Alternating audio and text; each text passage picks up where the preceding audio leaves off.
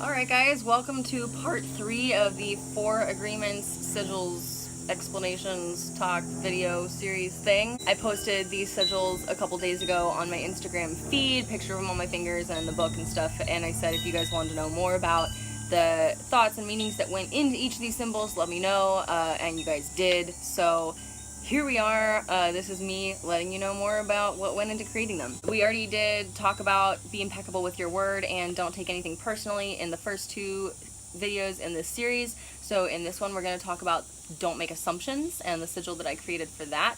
I'm going to start off by reading what Don Miguel Ruiz has to say about don't make assumptions. Find the courage to ask questions and to express what you really want. Communicate with others as clearly as you can to avoid misunderstandings, sadness, and drama. With just this one agreement, you can completely transform your life. And this is a big one for me, also because I am high-functioning autistic, and there are a lot of things that neurotypical people can just assume or pick up on. I guess it's not really an assumption. Maybe it is, I don't know.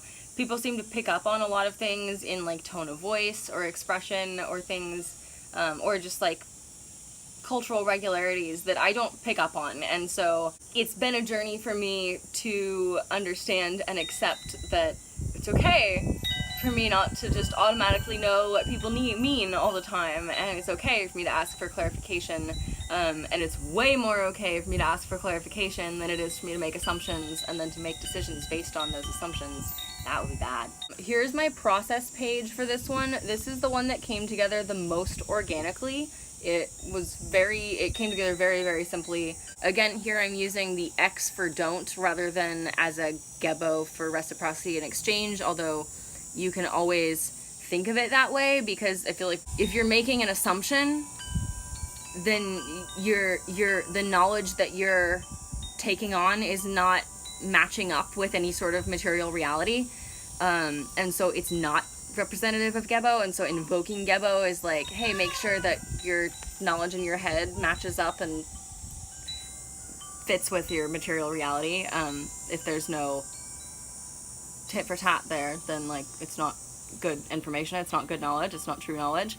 And again, so the false wisdom, as in like not true knowledge, which is what assumptions leads to a lot of the time, I put the Ansu's rune Merkstave, and so that's what's peeking up at the bottom of that. I'll show you the full size version.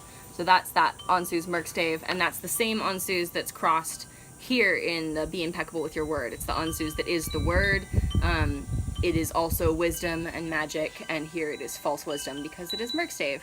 And then we've got, again, this snowflake version of Hagalaz, which I'm using to represent the word make, like to create, to manifest, don't make assumptions. So there's the making, there's the false wisdom, and then just whenever I think of the word assume or assumptions, like when I looked at it on the paper, just the ASS in assumptions just comes out, it pops off the page to me. And because these sigils were supposed to be visual reminders to me, and that's like the most important function that they were serving as I designed them, I thought that it was important to include the visual strength, like the visual potency of the ASS, and the shape of the A is kind of invoked in the triangle in the bottom half of this part. I can't even like call that a thing. The bottom half of Gebo or Hagalaz or whatever kind of has the triangle, invokes the triangle shape of the alpha or the A or whatever. But the 2 S's I really wanted to include. And again, you know, I don't know if you've heard this. I feel like everybody's heard the saying, like, never assume anything, it makes an ass of you and me. This is, you could call these S's my little tribute to that saying.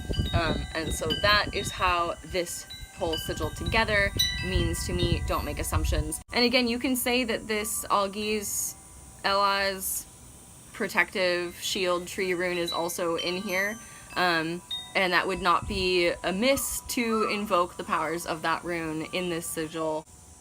That's the thing. That wasn't necessarily part of my intention when I designed it. Honestly, that wasn't part of my intention when I first designed this one either. I extended those edges later to more viscerally invoke that in this one, and you could do the same in this one. You could choose to include Augies as a shield against assumptions or not, either way. So that's it for Don't Make Assumptions. I hope you enjoyed learning more about the creation of this sigil slash bind rune slash magical symbol thing. If you want to learn more about the fourth and final sigil that I created for the 4 agreements, always do your best. Come check back in the 4th video in this series, which I'm about to film right now. Love you guys, and I'll see you there.